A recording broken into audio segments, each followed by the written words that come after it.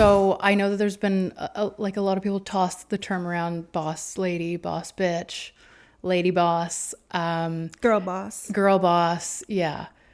Just badass woman boss all around. And I have dabbled in the lady boss department myself.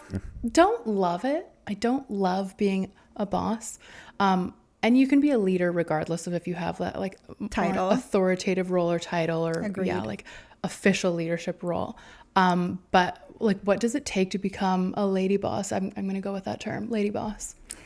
I think the first thing is it starts with yourself. Like, you have to want to take on that responsibility. You have to want to be in that position. And once you make that mental decision that I want to be the boss, whether it's of your own life or whether it's in your career, and you put yourself in that mindset and say, I'm going to start to make changes and take steps to become the boss lady. I'm going to willfully and willingly do things, make changes in the way I interact with people, in the way I execute things, because I want to be seen as the boss. I think that is step one. They say that the average person has like 60,000 thoughts per day, and majority of those things are negative thoughts. So if you start to have positive thoughts about yourself and your ability to lead and be a boss, and then you start to go on and execute those things, that is step one in becoming a boss lady. Nice. What do you think? I think you have to have the mindset first, right? And you have to, well, actually, hold on. I think that maybe you have to define what your boss lady role is. Like, is it in your personal life? Is it at the office? Is it just you wanting to take a leadership role and be like empower in a feminine way?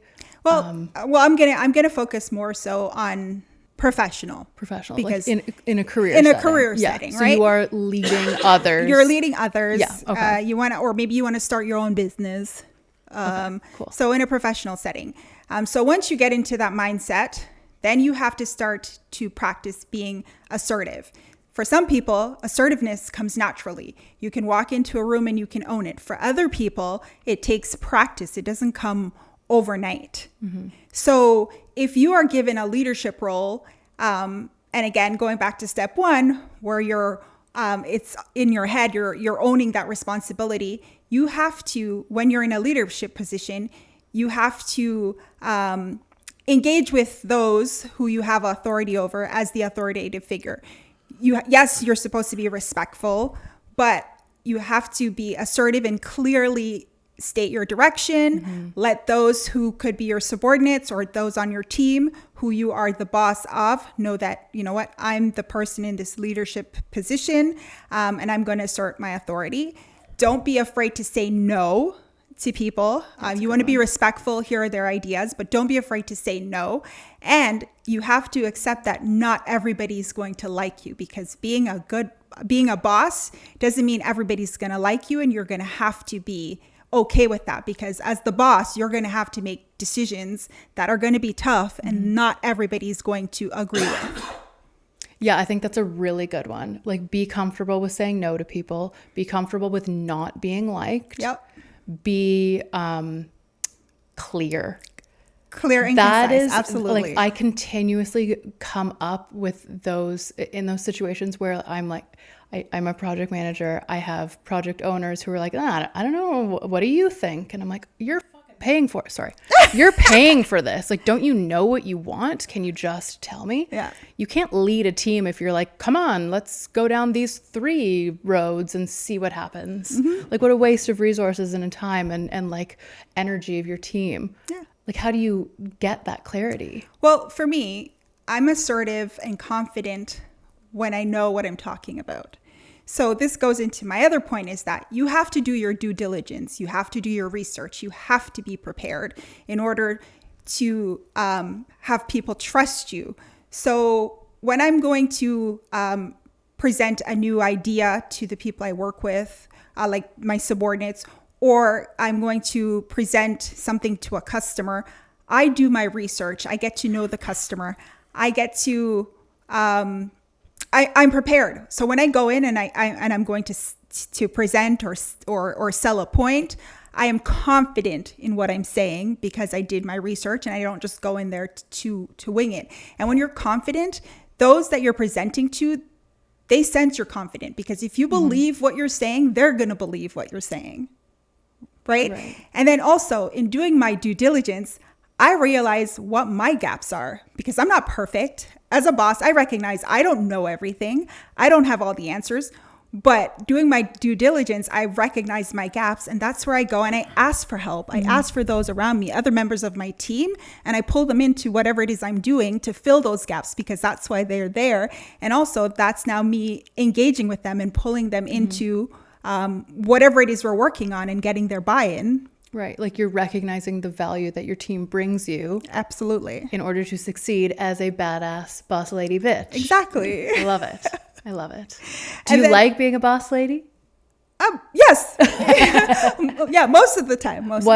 Like what are your favorite parts about being a boss lady? My favorite part is when you see the success of something that you're working on, and the fact that it was yes, I led it, but it was a team effort, that I was able to pull everybody in, and together under my leadership, we were able to execute and be successful in whatever it is we were trying to accomplish. That's the best part of being a boss. I like that answer because you've incorporated your team into it. You're recognizing that it is not just you. Absolutely. Love it.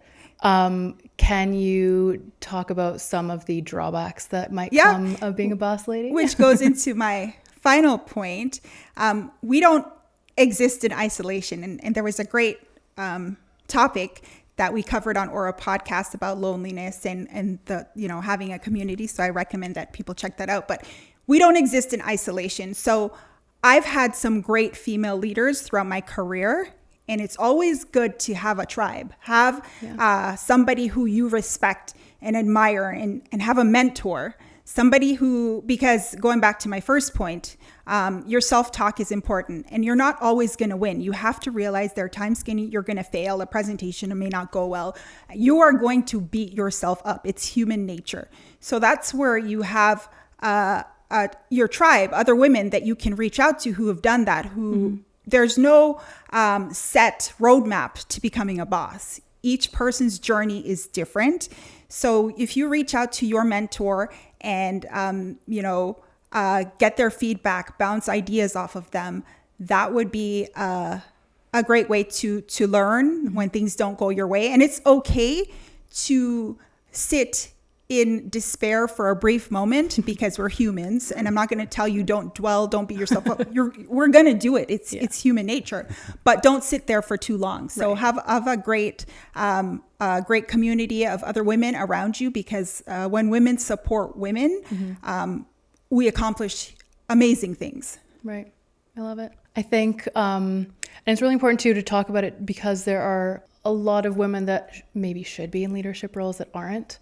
And we don't have that.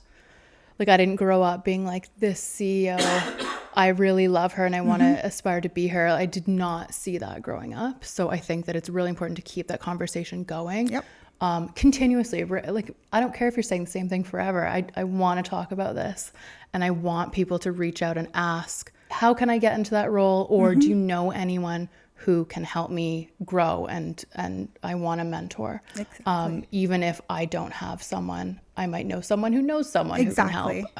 So it's just important to join the community, join the conversation, keep it going. And when you have confidence and you've become that boss lady, pay it forward and you become a mentor for somebody else. Yes. Yeah. That's a good one. Yeah. Yeah. All right. Yeah. I love it. Do you guys have anything to add? As the men on our panel.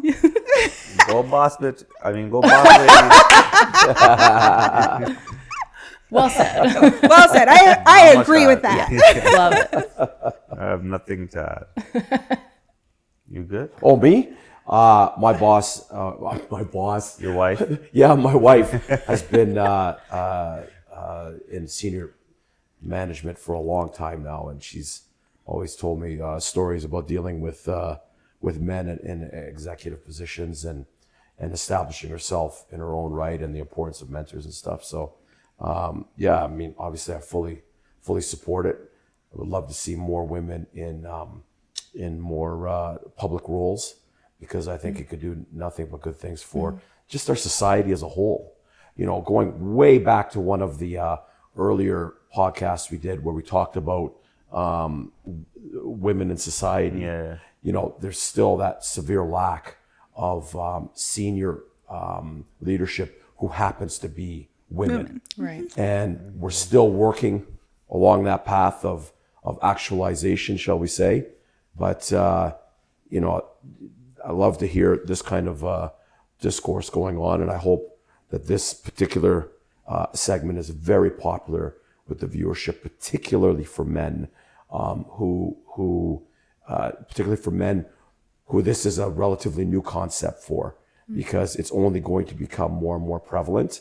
I wish it was more prevalent already, but I would love to see it become It's more not and more new. prevalent. We all were boys and our moms were boss. Just something happens along the way. Something happens along the way called society. Yeah, and so we're still in in a lot of ways, infant stages of that progression towards true equality in the workplace.